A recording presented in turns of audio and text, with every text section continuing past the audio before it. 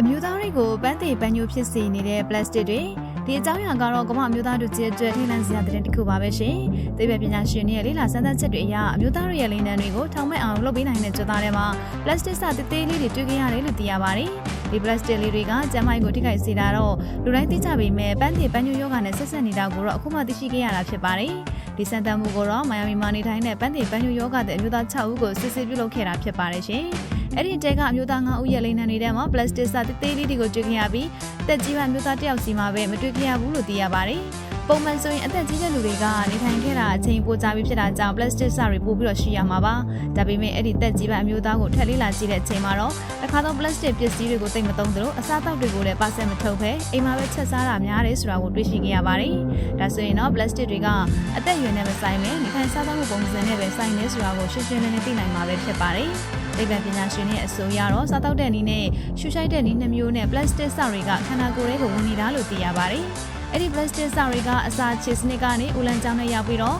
သွေးကြိုတွေကနေတဆင့်တကိုယ်လုံးအနှံ့ကိုရောက်သွားတာပဲဖြစ်ပါတယ်။ပညာရှင်တွေရဲ့အဆိုအရဆိုရင်တော့လူတွေရဲ့ကိုယ်တဲ့ plastic စဝင်အောင်နှုန်းက1990နဲ့ရှင်6ဆပိုတိုးလာပြီးတော့2060ကျရင်တော့ကမ္ဘာလုံးဆိုင်ရာ plastic သုံးစွဲမှုက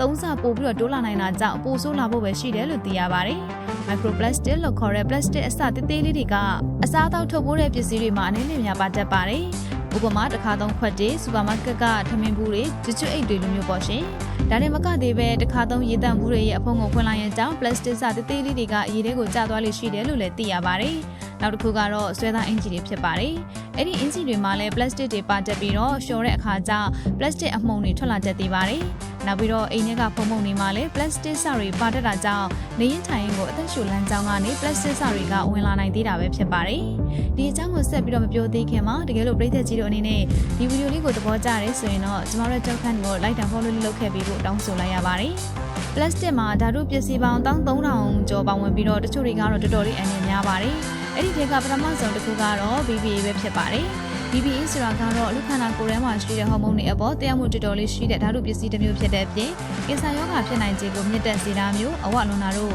စိတ်မငြိမ်တာတို့ကိုယ်ခံအားရောကြတာတို့နဲ့ယောဂကူးစက်မှုတွေကိုတိုက်ထုတ်နိုင်စွမ်းရောကြမှုဖြစ်စေနိုင်တဲ့ဓာတုပစ္စည်းတစ်မျိုးပဲဖြစ်ပါတယ်။နောက်ထပ်အန္တရာယ်များတဲ့ဓာတုပစ္စည်းတစ်ခုကတော့ PFAS လို့ခေါ်တဲ့အရာတွေပဲဖြစ်ပါတယ်။ဒီ PFAS တွေကတော့မိုးခါကဆလို့ပြင်းကျတဲ့နေရာမှာအသုံးပြုတဲ့မကတ်အိုးတွေကနေအစားတောက်ထုတ်ပိုးတဲ့ပစ္စည်းတွေအထိအရာတိုင်းဒီဘက်မှာပါဝင်နေတဲ့အရာပဲဖြစ်ပါတယ်။ PFAS ကြောင့်မျိုးအောင်လုံးညွန်နေတာကိုယ်ခံအားကျဆင်းတာကလေးတွေမှာအဝလွန်တာနဲ့ကင်ဆာတွေဖြစ်ပွားနိုင်တယ်လို့လည်းသိရပါတယ်။နောက်တစ်မျိုးကတော့ Phthalates လို့ခေါ်တဲ့ဓာတုပစ္စည်းတစ်မျိုးပဲဖြစ်ပါတယ်။ဒီဓာတုပစ္စည်းကမျိုးပွားအင်္ဂါဖွံ့ဖြိုးမှုပိုင်းမှာတော်တော်လေးလွှမ်းမိုးမှုရှိတဲ့အပြင်ဓာတ်မတည့်မှုတွေဖြစ်ပွားစေနိုင်တာမျိုး ADHD ဖြစ်ပွားနိုင်ခြေကိုမြင့်စေနိုင်တာမျိုးညံရည်နှိမ့်စေနိုင်တာမျိုးနဲ့အုံနောက်ဖွံ့ဖြိုးမှုအပေါ်သက်ရောက်မှုရှိစေနိုင်တာမျိုးဖြစ်စေနိုင်တဲ့အပြင်မျိုးသားတွေမှာပါဆိုရင်ကြားဟော်မုန်းရုံနဲ့လာတာတွေပါဖြစ်စေနိုင်တယ်လို့သိရပါတယ်။ဒီ plastic တွေခန္ဓာကိုယ်ရဲ့အတက်နိုင်ဆုံးမဝင်အောင်ပညာရှင်တွေကအကြံပြုထားတာတွေရှိပါတယ်။ပထမဆုံးအနေနဲ့ plastic နဲ့လုပ်ထားတဲ့ဘူးတွေကိုအတက်နိုင်ဆုံး microwave ထဲထည့်တာမျိုးမလုပ်ဖို့ပါ။ဒီဆိုဘူးတွေကအပူခံနိုင်နေဆိုပေမဲ့